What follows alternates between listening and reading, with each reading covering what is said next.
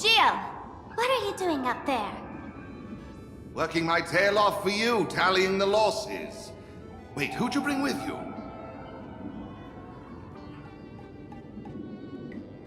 Oh, it's Mr. Trailblazer. I knew you'd step into the tavern and become one of us someday. Those with the makings of masked fools are naturally drawn to one another. You sure know quite a few fools. Ah, and the lovely lady behind you. You must be Miss Himiko, navigator of the Express. A pleasure to meet you. Mr. Giovanni, just call me Himiko. Normally only fools may enter, but since Sparkle brought you, and you are practically an old friend, I can make an exception as the caretaker. Let me show you around. Gio, cut the spiel.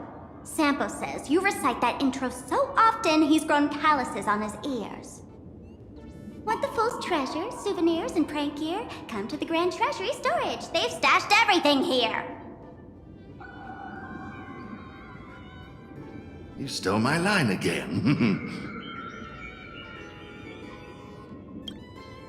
Picked it up on a trip to another world.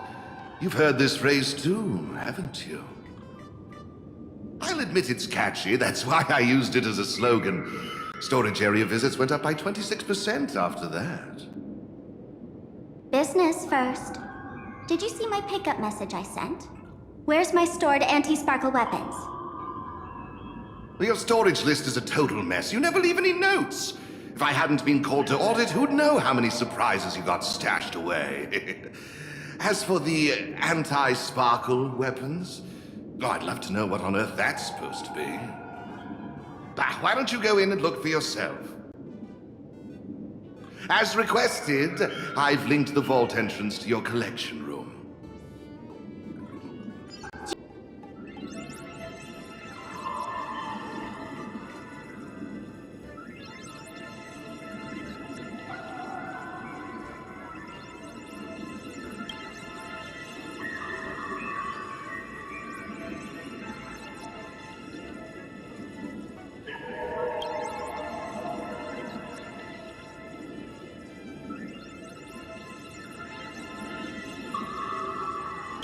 Kid, wake up!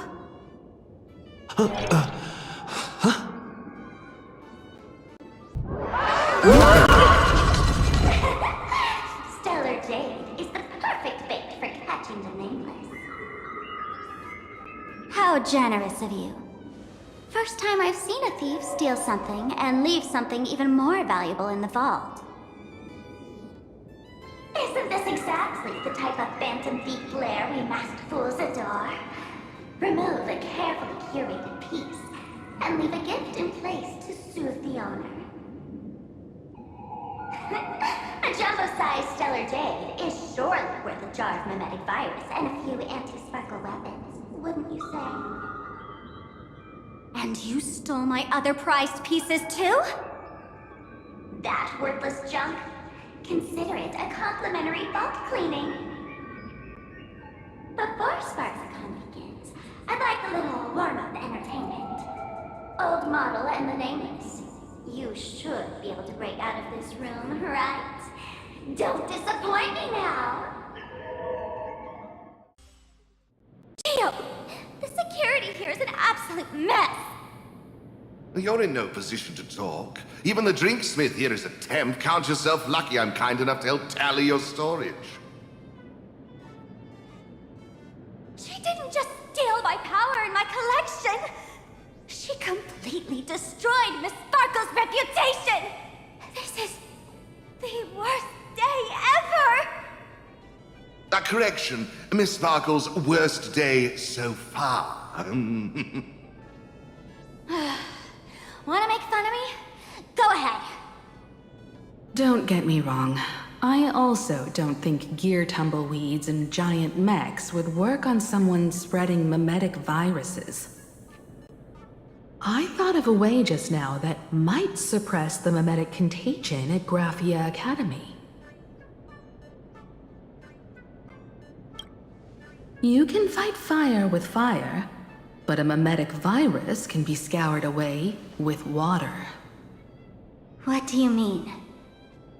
Our informant at the school reports Sparksy is removing the central painting there.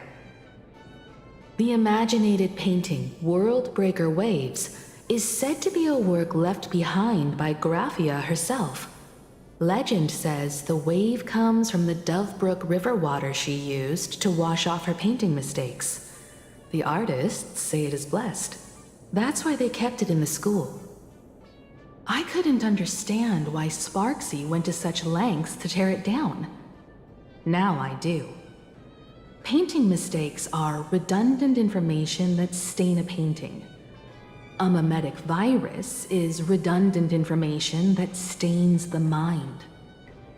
If someone knew how to harness this Dovebrook wave to wash over the school, they could cleanse the infection she spread. That's why Sparksy wanted to hide the painting. The waves on the painting aren't physical water. Only those versed in the art of imagenesis can control them.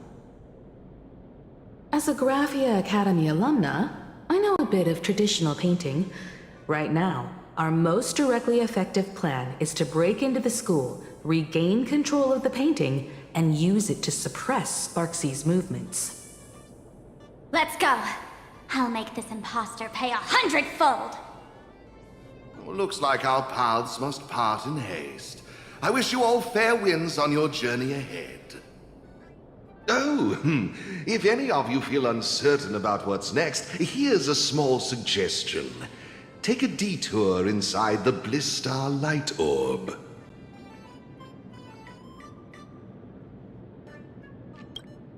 A quick prayer to the gods before battle hardly counts as wasting time, does it? For us masked fools, that light orb holds the same significance as the Phantos Moon hanging above. Deep within the orb, everyone can find the divine revelations of the elation.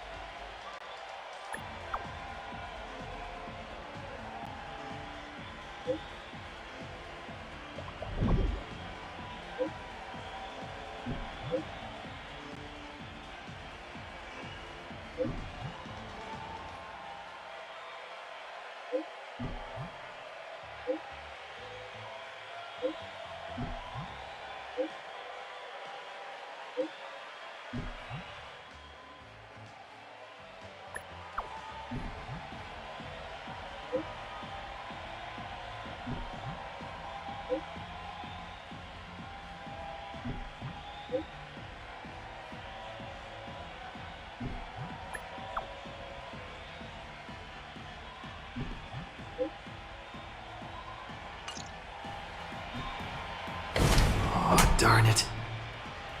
They found something else at the school? We need to pick up the pace.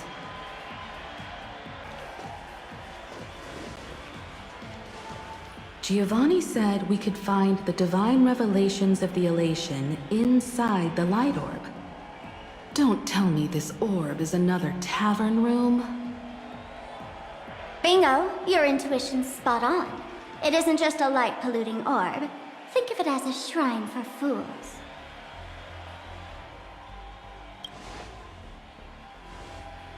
The youngsters only revoked the Laughter's right to enter the tavern. They don't reject things associated with them. Inside this light orb is a miracle tied to Aha. It responds to any fool who approaches.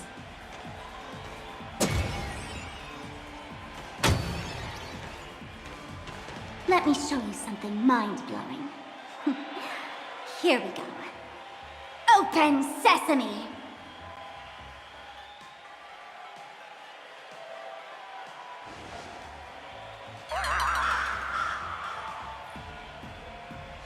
I said, open sesame! Open sesame! Sesame? Open?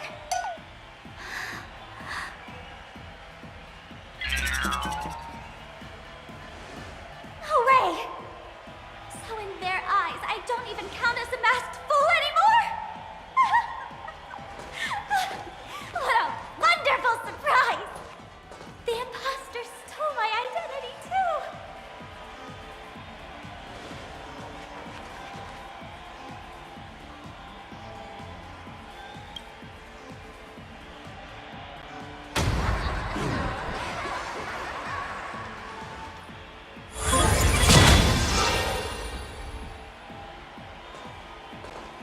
The good news is, at least one of us is still a masked fool. Hey! That's way too harsh.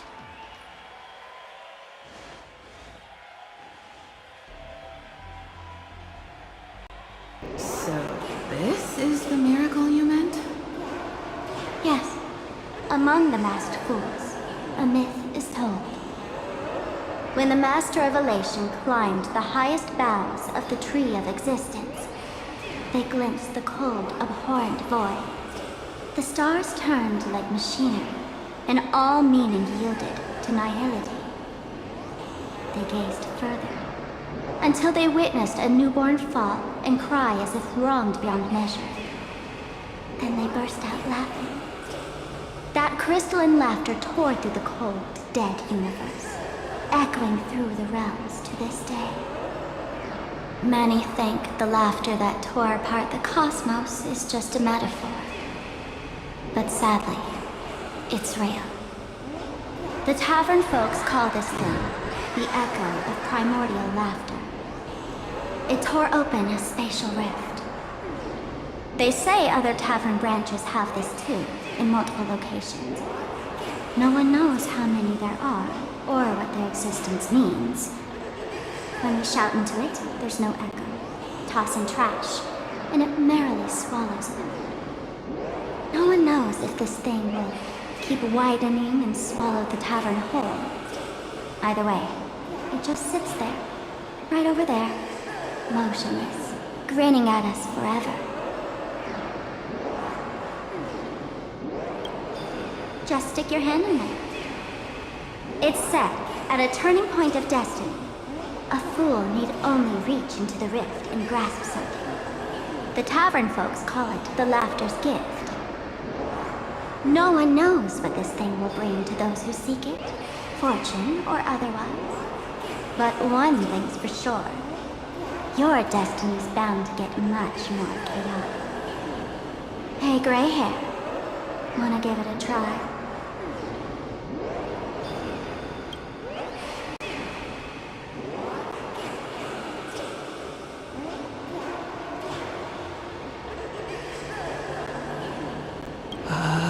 Akivilli, have mercy. In Akivilli's name, please don't hurt me. My hand doesn't taste good.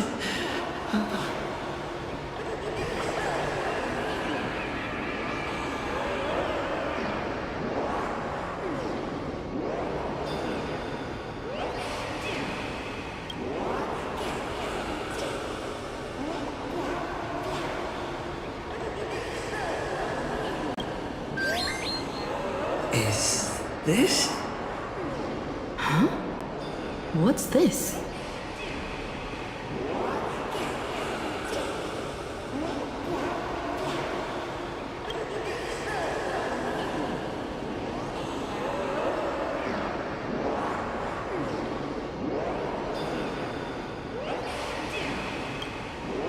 Laughter above, they really answered!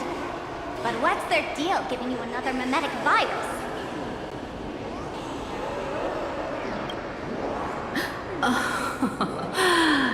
Now I get it. Audiences infected with the Sparksy virus naturally won't be able to resist Sparksy. We'd end up like that soon after breaking into the school. But if we're already infected with another mimetic virus, well, that changes things. And this banana serves exactly that purpose. To buy us some time to resist. The elation really has a twisted sense of humor, huh? All right, let's move.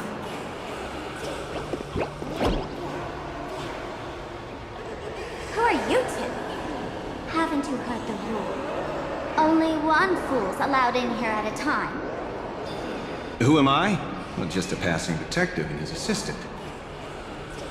Have I been asleep too long? Or has humanity sunk so low they don't even care if they turn into monkeys? Meanwhile, the ignorant criminals believed they had discovered a treasure that could change their destiny, completely unaware that what they held in their hands could shatter the sanity of the entire world! Hey, Mr. Wren, cut the narration when it's time to fight. Well, I gotta do something right. Like this? Whatever floats your boat. Now, listen up, you three. Put that banana down and walk away, and I'll let bygones be bygones. But if you try anything funny... If you want to get to them, you'll have to get through these little toys first!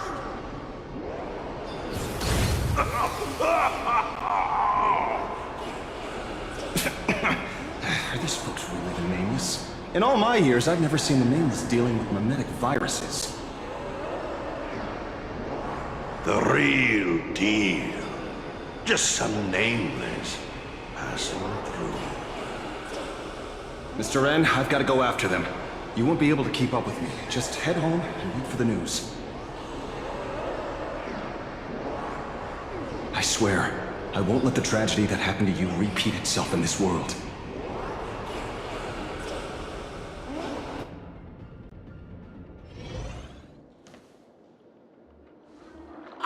Over here! This way! Run faster! You don't want to get caught by that guy back there, do you? Yo, bro! Just how many troublemakers did you people manage to tick off when you landed? I swear, Miss Sparkle definitely hasn't gotten involved with someone like that. Thank you, Mr. Sampo. Now that we're all set, it's time to head to Graphia Academy for the rescue mission. Mr. Sampo, do you know which door in the tavern can get us back to the city the quickest? You don't even need to ask. When it comes to knowing all the secret passages and shortcuts in this tavern, you won't find anyone who can match old Sempo. Then lead the way.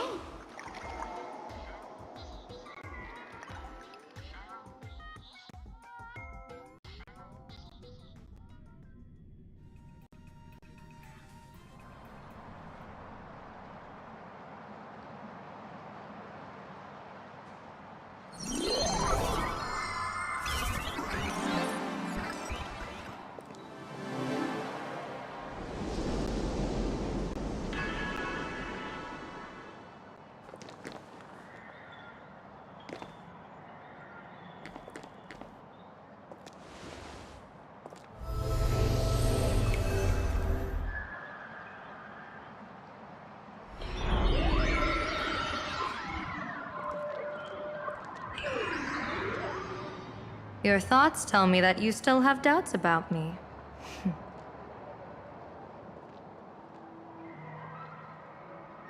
Did you ask to meet here so I could clear up some of your doubts?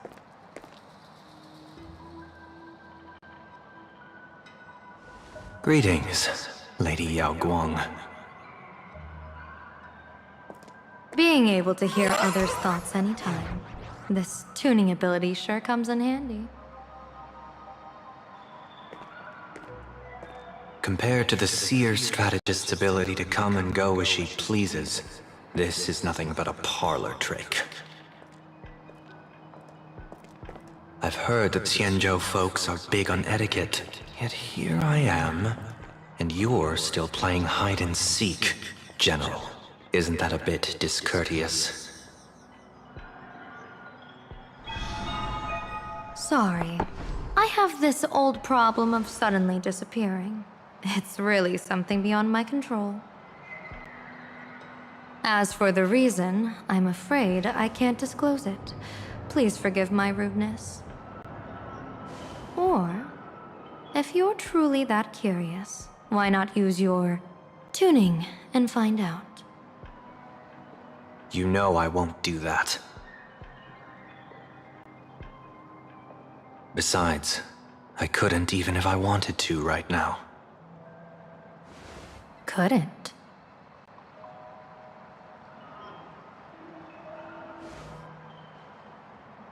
At this moment, the crowd's thoughts are crashing over me like a tidal wave. I can't block out all this mental noise. Just keeping my own thoughts from getting tangled up in everyone else's is hard enough.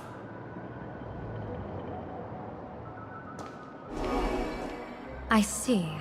So that's why. When you were speaking with Miss Himiko earlier, I accidentally intruded on your private conversation.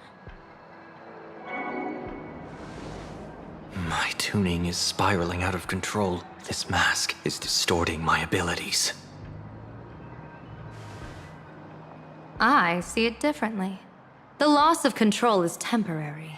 That mask is amplifying your power. How is this possible? This tuning power is bestowed by the Harmony. How could the Elation meddle with their authority? Perhaps the Elation simply poured more fuel into this divine authority? In my humble opinion, this mask binds the supplicant to all beings of plain Arcadia, drawing strength from those who share the same path here for your use. That's why you're hearing others' thoughts surge toward you like a tide. Your tuning is steadily expanding, and you've become the center of this melody.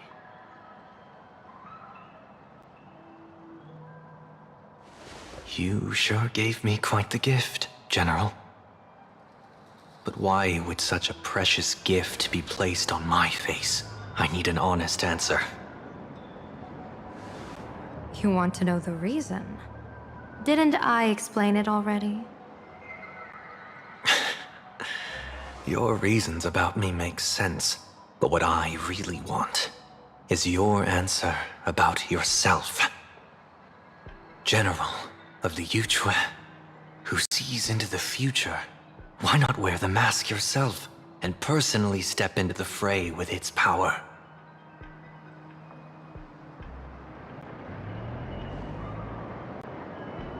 Words can deceive, but only tuning lays the truth bare. Mr. Sunday, why not use your enhanced tuning to feel the weight of that answer for yourself? Well then, pardon my intrusion, Lady Yao Guang.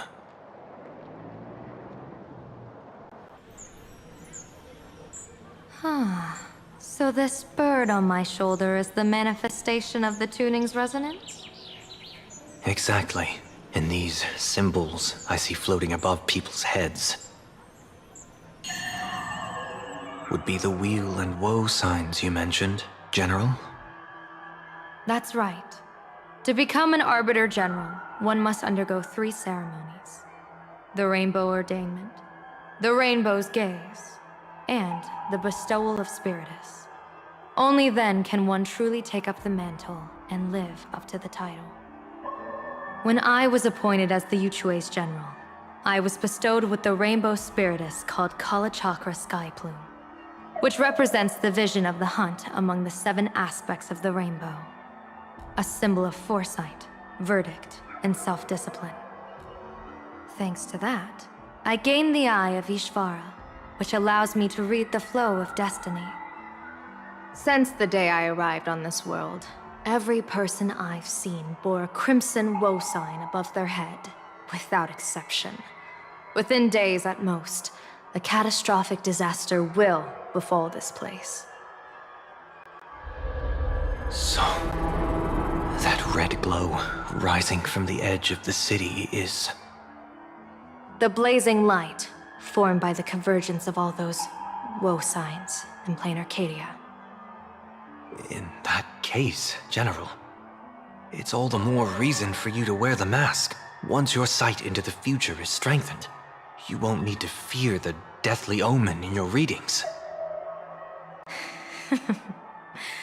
Mr. Sunday, have you heard the Diviner's Iron Law? Never divine the same matter twice. In Penacony, diviners also warn clients beforehand. You can't ask for another spread just because you dislike the result. There's a reason for that, isn't there? Divining the future is, in essence, a form of observation and calculation. It's an interference with the future. Each reading drives the murky future towards a definite outcome, a collapsed quantum state, even if that outcome isn't to one's liking. To be honest, when I set out for Plain Arcadia, I had fully intended to personally participate in the Phantasmoon Games. But the moment I laid hands on the mask, I understood the consequences of wearing it. Once this miraculous item is donned, the Eye of Ishvara would transcend mere sight and permeate throughout this realm. The Kalachakra sky plume would predict the future of all beings at tens of billions of instances per second. You're saying that simply by your observation, our future would become fixed.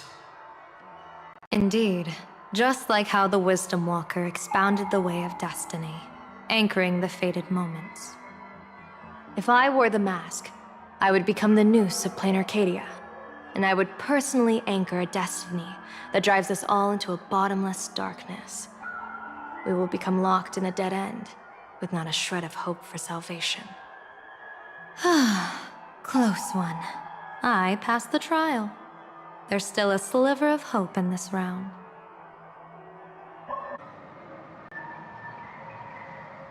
Now that makes me even more curious.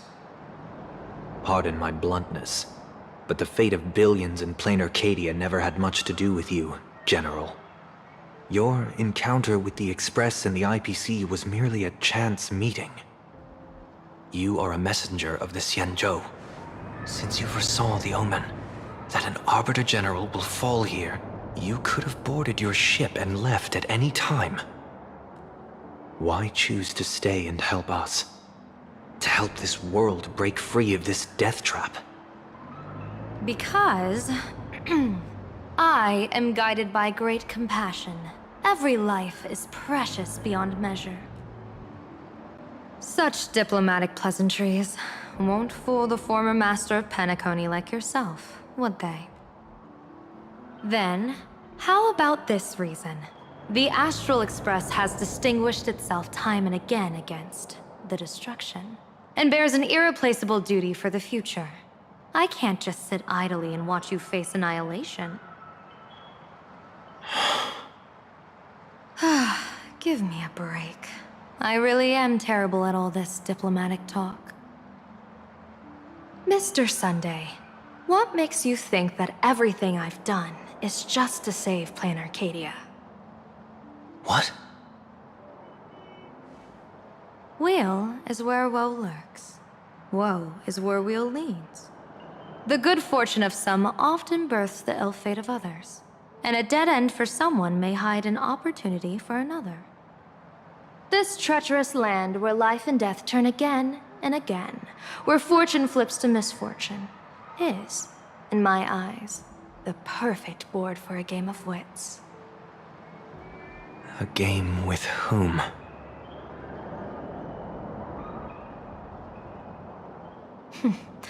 With the gods.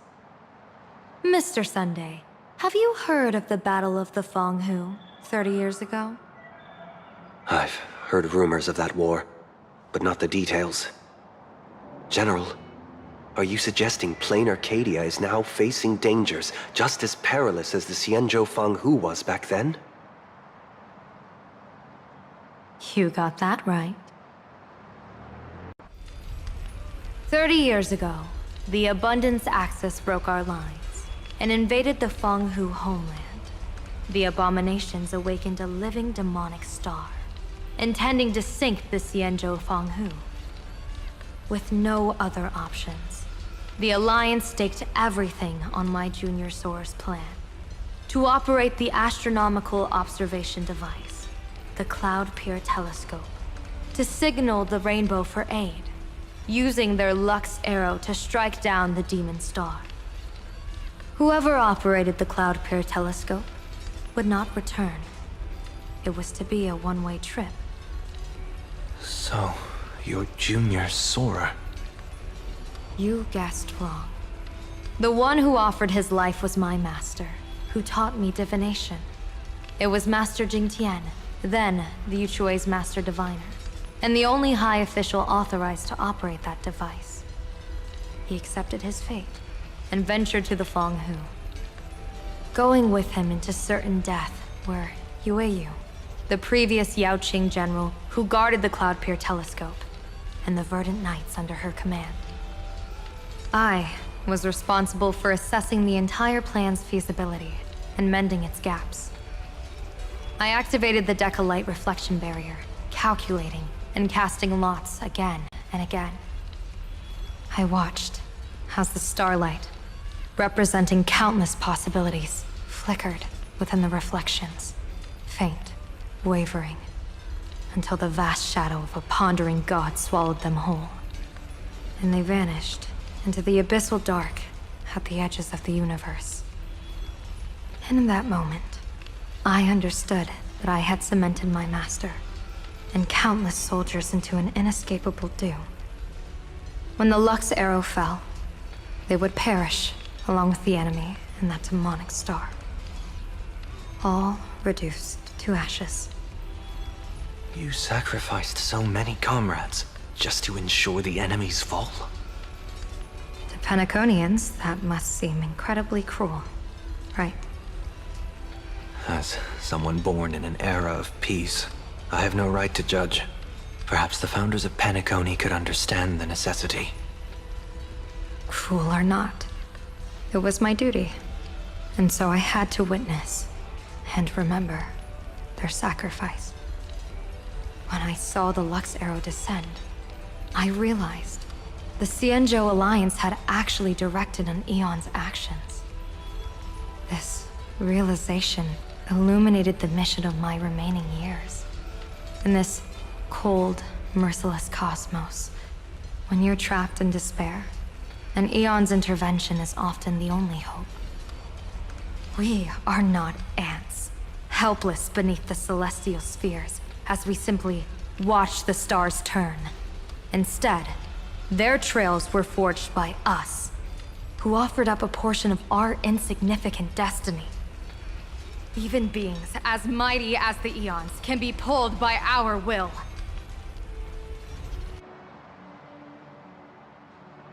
Is this what you want to do in plain Arcadia? Indeed. I will seize those starlights of possibility I once buried with my own hands. Just like the Battle of the Fong Hu 30 years ago. An Arbiter General will fall, and an Eon will descend. I will forge the destined death into wagers and game pieces, and invite the god who delights in meddling with destiny to sit at my table. This time, I will invite them into my calculations, to draw a great wheel for the cosmos' future. Mr. Sunday, surely you can understand this mad idea of mine, having once reached the divine throne of order yourself.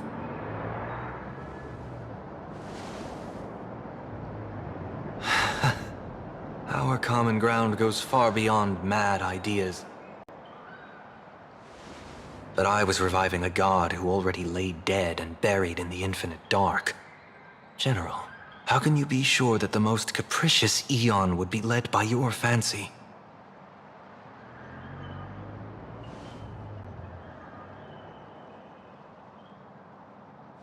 Have you heard this myth about the elation? They say Aha once climbed to the highest bough of the Tree of Existence. Gazing out, they saw stars turning coldly like machines, and the meaning of everything yielded to nihility. Only the cry of a newborn made them burst into laughter. Mr. Sunday, answer me. Why did Aha laugh?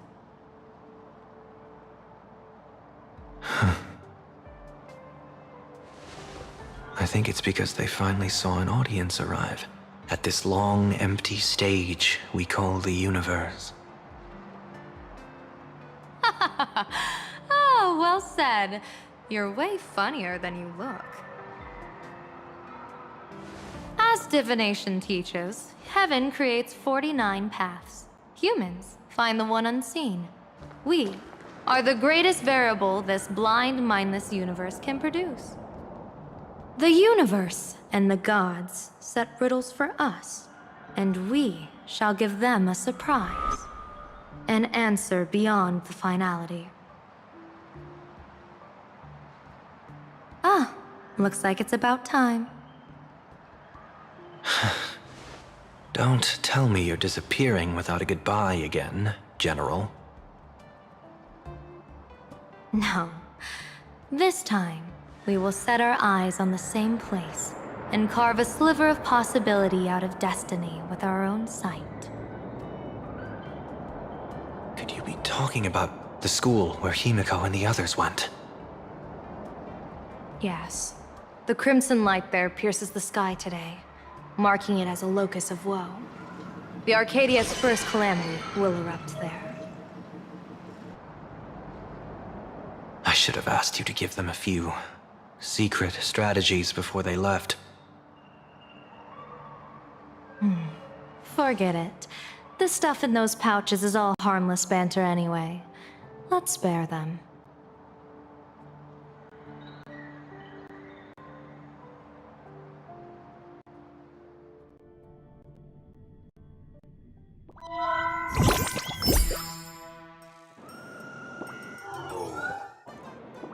Hello, everyone!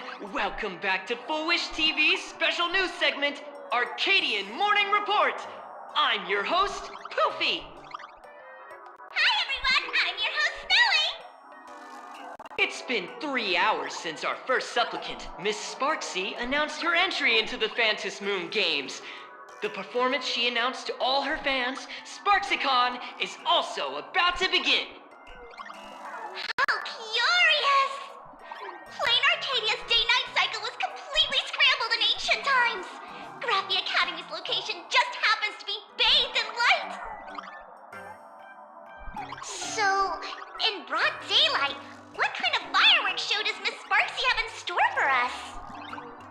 Who knows? Maybe she'll blow the school sky high in a blaze of fireworks. After all, at the Phantom Moon Games 15 years ago, Graphia Academy also.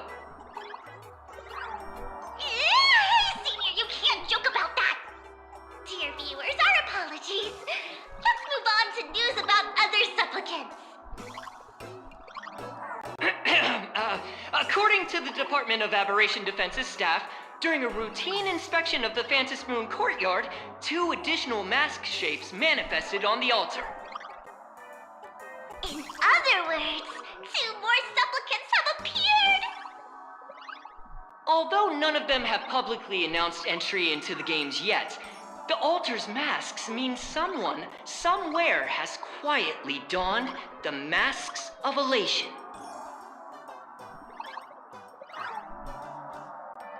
As for the 2 masks, Department of Aberration Defense staff describe one as a raccoon and the other as some kind of bird.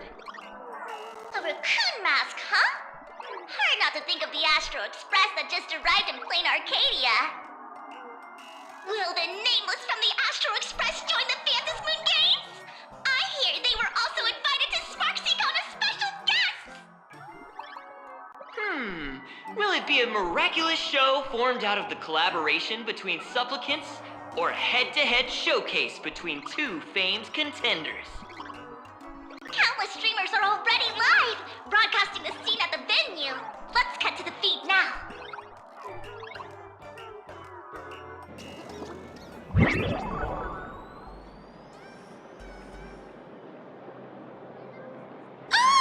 Look, it's the Nameless from the Astral Express! One girl, 1,000 faces. 1,000 faces, one girl. Welcome to the SparksyCon live broadcast.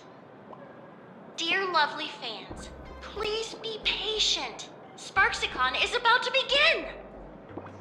This horror stream is about to end. time for you all to log off. That woman has Miss Sparksy's face. What a pathetic imitation. What? My face is the original! Miss Sparksy's face alone is the greatest masterpiece in the world! Everyone should listen to her sweet voice and gaze upon her adorable face! We should become Miss Sparksy! We offer everything to Miss Sparksy. Sparksicle! Sparksicle! Sparksicle! Sparksicle! Sparksicle! My eyes! I've seen something cursed. The mimetic virus spread among people is way worse than we imagined. There are walking Sparksy shrooms growing on the ground. I bet we'll all end up with Sparksy, or rather Sparkle faces, before we can get very far.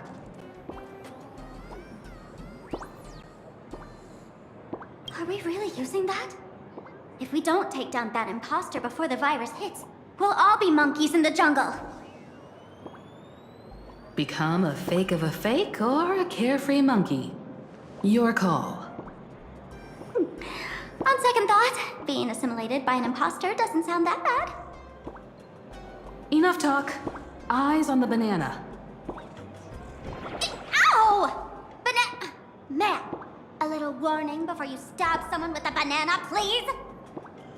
Come on, banana. Remember the plan we made at the tavern. Yes, we dig out the imaginated painting Sparksy hid, then use waves to give Garafia Academy a good banana wash over. But what if that imposter figures it out? Just try to keep her busy and buy us some time. Let's do it!